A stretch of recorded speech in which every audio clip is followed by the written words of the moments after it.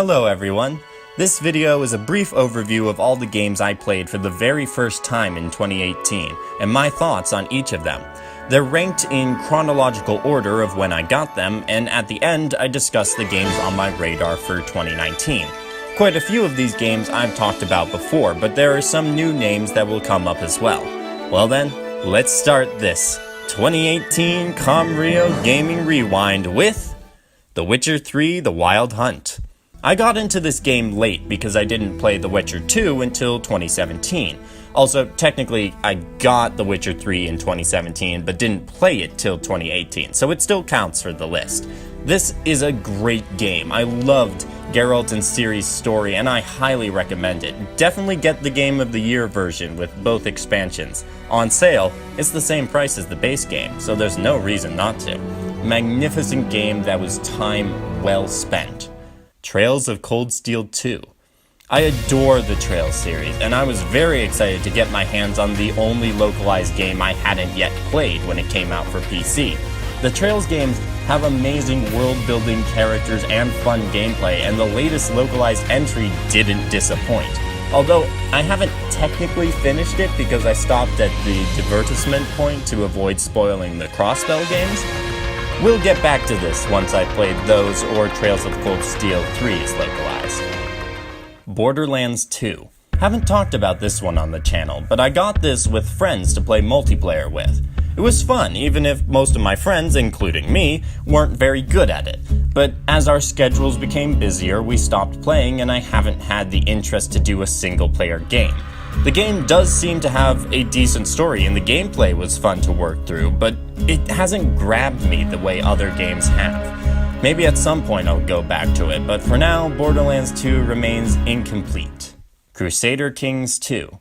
I got this when it was free on Steam, so getting any enjoyment out of it would make it worth it. I did consider getting it previously, but never ended up buying it for various reasons, so I was excited when I could get it for free.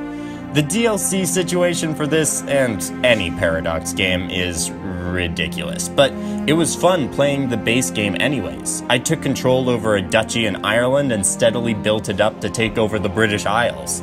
Solid game that also makes you a terrible person when playing. Yes, I really should kill that baby to advance my plans. Harry Potter Hogwarts Mystery. I am a huge Harry Potter fan, so having even an approximation of the Harry Potter game I've been wanting for a long time is great. To the credit of Hogwarts Mystery, the actual story and writing is quite good. The characters are well fleshed out, and the atmosphere created is, to use a referential term, magical. The problem is that it is a money-grubbing mobile game that limits gameplay. Not that there's much gameplay to begin with, but I'll keep playing for the story. Super Mario Odyssey. Another game I got for free, but this one was a bit unexpected and has a story behind it. I got my Switch console used over Facebook Marketplace. Yes, I actually used that. I was under the impression that I was getting the console and that was it. Imagine my surprise then when I discovered the Super Mario Odyssey cartridge already in the console. Quite strange, but adds to the value of the deal I made. However, there is a reason why I never had a Mario game prior to this. I'm not that into platform collectathons. That type of game has never appealed to me, but I gave Odyssey a try. There were fun aspects, controlling a dinosaur, throwing the hat around, the colorful environment. Despite that though, it's simply not a game for me, although I can recognize its many delightful aspects. Mario Kart 8 Deluxe. The first Switch game I expected to get, Mario Kart has been a big part of my life ever since my parents got Mario Kart Wii. It has been a staple ever since, where I race my siblings through Mushroom Gorge and Rainbow Road. Mario Kart 8 Deluxe captures that exact same fun, and I absolutely recommend it. Even my 4-year-old cousin can join in with this game with features such as driver's assist, which is great. I don't think, though, it will get a why you should play video, simply because I don't think I can add anything in that video that hasn't been said numerous times. Suffice to say, Mario Kart 8 Deluxe is still the fast-paced, occasionally frustrating, and endlessly enjoyable party fun that it has always been. Persona 3 Portable. Persona 5 is an amazing game, seriously incredible, and unfortunately I can't play it because no PlayStation and no intention of getting one. Persona 3 Portable, though, was possible, so I started playing it. I did enjoy what I had played, nearly a month in at the moment, but I think because I wasn't that invested in the characters and environment, I just stopped playing. It seems like a good game, but I'm not willing to invest 60 plus hours into completing it without something drawing me further in. Stardew Valley. My friend had been encouraging me to play Stardew for a while, and I finally caved despite my not-so-great experience with farming sims previously. I'm glad I did because it is a delightful game and I gave it a great recommendation. It's also a game I keep going back to over a long period of time, and holding my attention for that long is impressive. I love so many of the aspects of the game, from environment to character development. I could see Stardew remaining a staple game for me for a long time. Octopath Traveler. A game I'd been hyped about since probably February, so I had a lot of time to build up expectations that might not be met. The game met the hype though, which is a great sign for my discerning eye when it comes to games. Or it's just lucky coincidence. Either way, solid game, very worthwhile if you have a Switch. Amazing gameplay, art, and music, and a good enough storyline to feel satisfied after finishing it. Valkyria Chronicles 4. As I said in my Why You Should Play video on this game, I never expected to have a Valkyria Chronicles 4, and yet it happened, and I'm glad it did. I do tend to compare it to the original Valkyria Chronicles, and in some areas it falls short, but it measures up or exceeds it in enough spots for me to be satisfied with the experience. The game looks good and plays well, and it even had more innovation for the franchise than I expected. I certainly recommend it. Pillars of Eternity.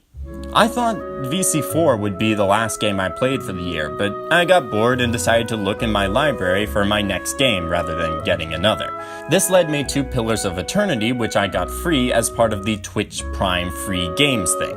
I was pleasantly surprised by how much I was enjoying forming my party, beating enemies, and solving quests. I've tried playing this style of game before, and it hasn't gone well, so I was glad I got so quickly engaged with the story and quests. Fun game that I haven't even come close to finishing yet, but will be a nice adventure, hopefully, before my next set of game playing happens. That pretty much covers everything I played for the first time this year. The gaming year for me kind of tapered off towards the end. However, there are still some games on my radar for the year 2019, so here's a look. Fire Emblem Three Houses. There's no surprise on this one. I will always be excited for a new Fire Emblem game, and this is our first non-remake game since Fates. We've only had a brief look so far, but I'm eager for more.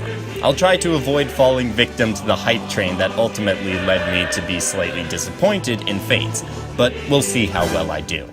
Hopefully Fire Emblem's return to the home console is a triumphant one, and I'll be first in line to find out when it finally does.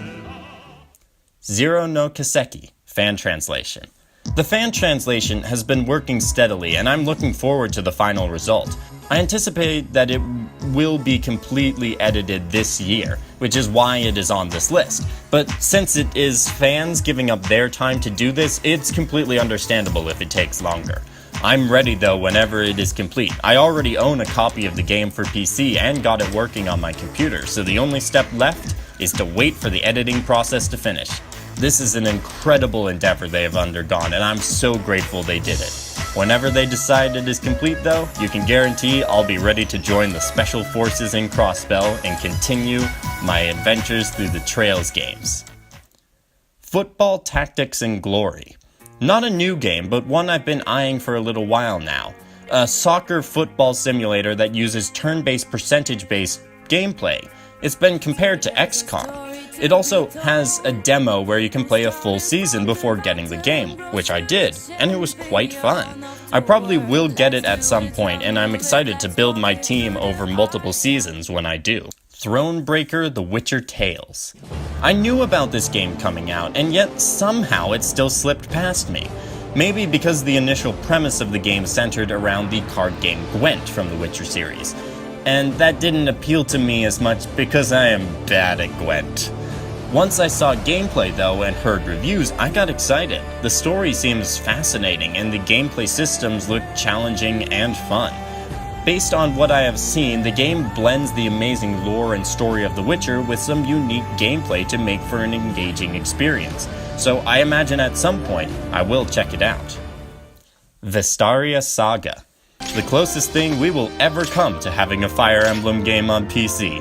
Vestaria Saga is Fire Emblem's creator Shozo Kaga's most recent creation. Like with Football Tactics and Glory, there is a demo that I played and enjoyed prior to this. Sure, it's not the most artistically stylish game, but the strategy is sound and the story engaging enough.